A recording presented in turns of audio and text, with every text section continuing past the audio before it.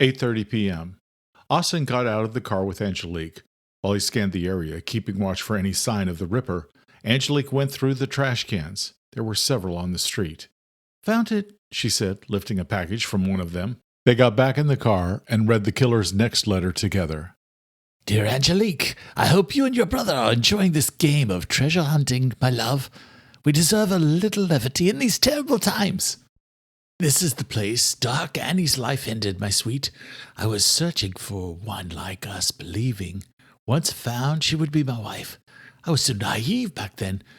The only clue I had was this. The daughter of an immortal woman lived in Whitechapel, making her living in the beds of men. The nose inside this box is from the later Turlock. I'm sure she won't miss it. Ha, ha! The third and fourth courses, the heart and stomach, are courtesy of her two sisters. Taking down the nobles has been more pleasurable than I thought it would be. I just wish you could have joined me in the fun." "Were you shocked I knew about Austin? It took me painstaking research to discover you both, but I did. When Austin got shot in Iraq, I wept, feeling like I had lost a brother too. Go to Henrique Street as fast as you can, my dearest Angelique. All my love, Jack." "Henrique Street, just like Duck thought," Angelique said. "I hope we get to the final murder scene before the Ripper." Austin nodded, driving to White's Row. 8:40 p.m. Octavian stared at the image on the screen and felt acid rise up from his throat and into his mouth. Duke Turlock's driver had discovered the bodies of Lady Turlock and her two sisters less than an hour ago. Their heads had been severed. Lady Turlock's lifeless eyes were wide with fear, her face disfigured by the Ripper as the monster had sliced off her nose. It wasn't clear from the image whether he had taken other souvenirs from her. Octavian cycled through additional photos showing more of the Ripper's handiwork with Lady Turlock's sisters, who had the misfortune of being with her at the time. Lord Turlock had been above ground longer than any other sitting on the council. Octavian had known for some time the days were numbered until his dear friend and ally slept. Upon receiving the report of the death of his wife and sisters-in-law, Lord Turlock had collapsed.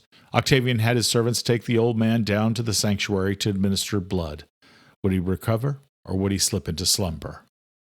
One of the lords present, via video conference, pounded his fist on his desk. "I say we evacuate our children from London until the Ripper and David Bathory are in custody. We should only leave those who can help with that mission." "We cannot do that, my lord," another spoke up from a screen. "It would create a panic that would take years for us to recover from." "You only say that because you haven't lost any of your bloodline, Duchess of Anne," she frowned. "Nor have you, Duke Kitholan. Have any of my lords or ladies given thought to the fact that others besides Bathory could be behind these murders?" Nancy Black's father, Duke Grolan, asked. "My daughter was a Grolan. Galeen and her mother Lupes. The Turlocks lost their lady and her two sisters.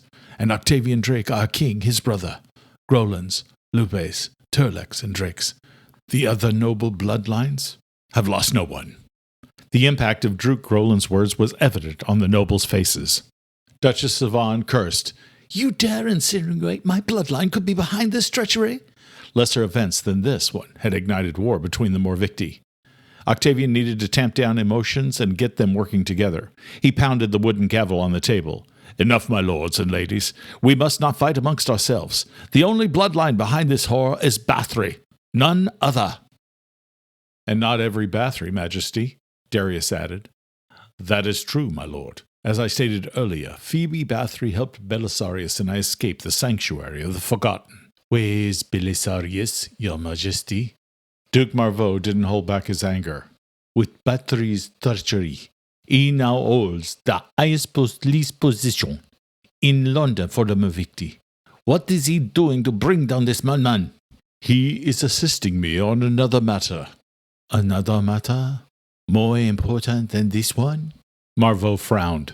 "Forgive me, Majesty, but what could be more urgent than what we face now? David Bathory is still missing, and the Ripper has yet to be found.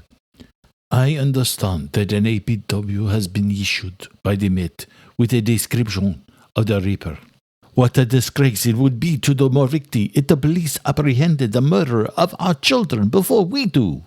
"The APW was Bathory's work. The description is of another man, not the Ripper." "How do you know that, Majesty?" Duchess of Anne asked. He weighed his options. Though he was ready to confess how he knew Jack, he was certain it would only exacerbate the current state of disarray and fear of the other nobles. Belisarius discovered Bathory's APW. The man in question had an alibi. Octavian needed to keep Austin and his sister off the radar of the Morvicti.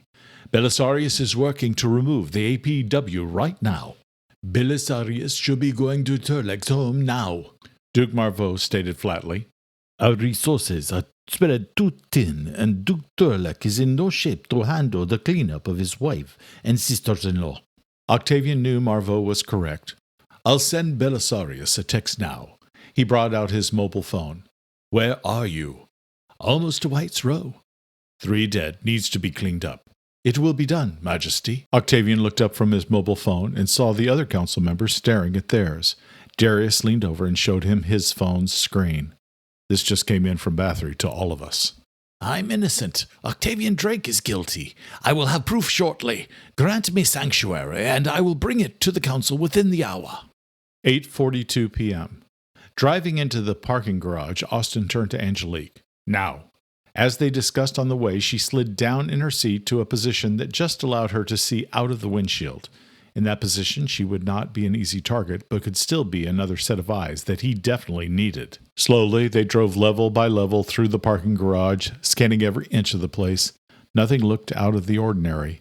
He drove up the final ramp that let them out onto the very top, which was uncovered and open to the overcast London night sky. There, Austin. Angelique sat up, holding the weapon tight. Another package. He nodded, seeing it sitting on the pavement. Since there were no cars atop the last tier, it wasn't difficult to spot. Damn it, the bastard has already been here. Deflated, she said, The Ripper is more steps ahead of us than we thought. He pulled the car next to the box, which was a little bigger than the one they'd found on Durwood. He opened his door, leaned down, and scooped up the package. Glancing back, he saw a red Jaguar speeding towards them. Get down, Angelique. He slammed his foot on the accelerator, sending them cruising down the ramp to the lower level. The Jag sped their direction, horn blaring and lights flashing. Was the Ripper driving that car? If he'd been alone, Austin would have taken the chance to find out, but he wasn't alone. Hang on, Angelique. He took the sharp corner, barely missing the wall. Every level down, their pursuer seemed to be gaining. At the bottom level, he hit the gas, busting through the barrier onto the street. He barreled down White's Road the wrong direction, turning left onto Commercial. He kept making turns left and right, trying to lose the Jaguar, but wasn't able to shake their pursuer. The signal ahead turned red. He made a sharp right against oncoming traffic. A double-decker bus careened to the left, trying to avoid a collision, coming to a stop in the intersection and blocking the Jag from following. Austin sped away. We're okay now, sis. We lost him. I wonder who it was. Do you think it was the Ripper? I don't believe so. He's been consistent in how he's leading us on this chase, always from the shadows. The Ripper doesn't strike me as someone who would chase his victims where any eyes could see him. He is setting a trap. Then who was in that car? Someone who is part of the conspiracy that the doc has been talking about. Maybe there's a clue inside the box that will let us know, one way or the other. He thought about pulling over so that they could look in the box together, but he knew he should keep driving away from the red Jaguar. Open it. God, Austin, he's killed someone else. It's a woman's foot. Is there a note? Yes. She held up an envelope. Read it to me. To my dearest Angelique, Mary Jane Kelly, I killed her here, though I only wanted her to be my bride. Her mother was queen of them all. When I came to Mary that night, I told her the truth of her lineage. She was drunk and mocked me. Me, the one who had searched through the hovels of Whitechapel to find her. The one who had killed just for her. While enjoying riches and treasure, her mother had allowed Fair Emma, which was one of Mary Jane's nicknames, to live in filth and poverty. Mary Jane could have been my queen, but she rejected me. She didn't deserve to live, my love. I'm certain by now you and your brother both understand we are descendants of Dr. Wilson's unknown hominid. They call themselves Morvicti, but we are not Morvicti. We aren't human either. We are the final step in evolution, a pinnacle species that will last forever. We are the offspring of the Morvicti, but they despise us for our human blood. Their ancient laws demand our deaths. Now they only are required to shun us, to act as if we never existed. They call us abomination. Can you believe that? Your mother was human, your father immortal. I met him in Prague. He turned his back on me as he did you in Austin. My mother, his cousin, was a beastly woman. We lived in squalor, hidden away in shame. But I am not ashamed. I am better than any of them, and so are you and Austin. We are the same. Tonight we begin our everlasting journey together. These are my final gifts. The Duchess Lupe's foot is for Dr. Wilson. The photo of your biological mother, which I found next to Austin on Murphy Street, is for you. Your last instructions are these, my love. Take the packages back to Dr. Wilson's home. Give him samples of your blood and saliva. Let him run his test on your samples and the 5 samples I provided. It's time for the world to know the truth about the Morvicti. Finish this, and then we can be together forever. With all my love, Jack. Angelique held up the photo of a beautiful woman with long, dark hair and green eyes. Could this really be our biological mother? He recalled the empty frame next to the one that held the photo of Angelique and him. Possibly, except for the color of her eyes, you look just like her. How can we find out?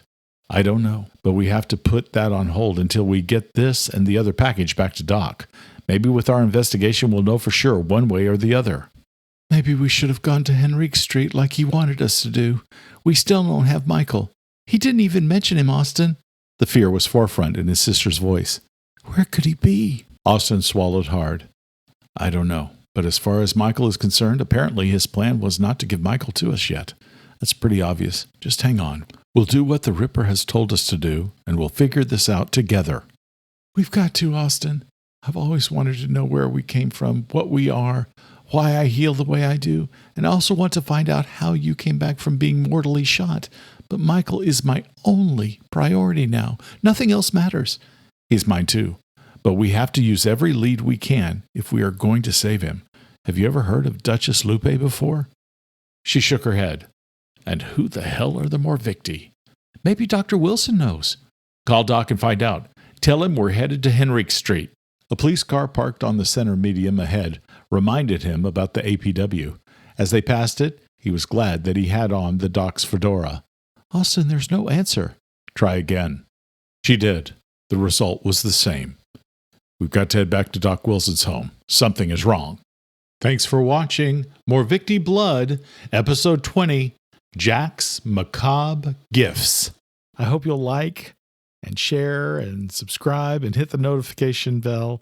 New episodes are dropping every Monday and Friday. But if you want more now and haven't watched the full 8-part sequel, Morvicti Execution, it's already live. Start there to witness the betrayal that set everything in motion. Want to read ahead and uncover secrets not yet shown on screen? The full novel, Morvicti Blood, is available now on Amazon. You'll find the link in the description if you dare. I hope you'll leave a comment. What do you think? What creeped you out? Who do you think survives? I'm going to read every comment, and I'm going to try to answer every comment or question that you have. For early access, bonus episodes, and forbidden lore, join our inner circle, Bloodbound, at patreon.com/LeeSwift. Until next time, keep your lights on, stay quiet, and whatever you do, don't answer the knock at your door.